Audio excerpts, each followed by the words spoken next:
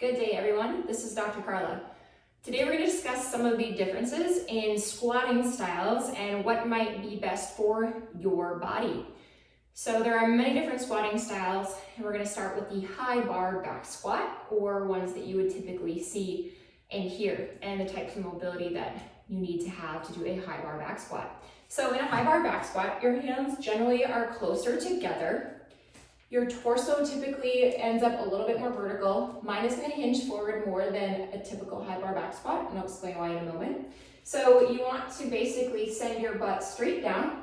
Your knees end up going forward, and that bar basically maintains over the back side of your foot the entire time. My chest stays nice and vertical. Some people's high bar will actually be more vertical than mine. I have a torn ACL, which kind of prevents me from doing that.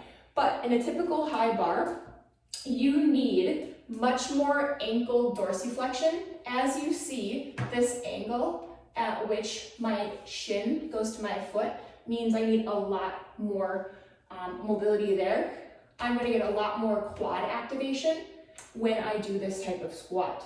The bar rests on my back, nice and high, up on my traps. The next variation is a low bar back squat. So this is where my hands typically go wider. I'm going to place the bar on the top of my delts, kind of partway down my shoulder blade.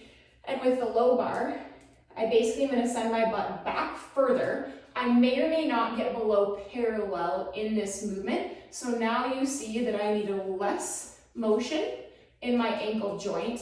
My knee doesn't bend as far, but I have a much greater hip angle. So on this movement, I'm recruiting a lot more of my low back, my glutes, and my hamstring strength when I perform a low bar back squat.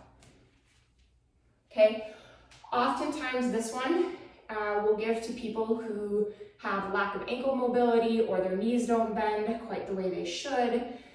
However, it also limits some of the Olympic lifts, because in the Olympic lifts, the snatch and clean and jerk, we catch a little bit more vertical. So the next one we're going to talk about is the front squat. So that head and chest need to stay vertical because that bar essentially needs to track over our foot still. So when my bar is in my front rack, I keep my elbows high and I basically squat down into the front rack position. Note, I need quite a bit of ankle dorsiflexion for this, probably more than that back squat, because I need to keep the bar over the middle of that foot for that front squat. Next, we go into the overhead squat, or the catching position of the snatch. So I'm in a nice wide grip, I'm up overhead. Now I present with a longer lever arm from my hips to the bar, but I still need to keep that bar directly over my foot in order to make this lift happen. So in this position, I need a lot of ankle dorsiflexion here in order to maintain that lift overhead. Now, if you lack proper ankle dorsiflexion, going into a super deep front squat or overhead squat probably isn't the best option for you. So instead of compromising your body, compromise a little of the depth, talk with your coach about why you might not need that. If you're not competing in any of those lifts, so be it. In our gym, we always recommend using full range of motion when you have it, but if you don't have it, don't compensate and risk the injury of another body part for that. So just a few differences on squat styles and adequate range of motion you need for each of those styles.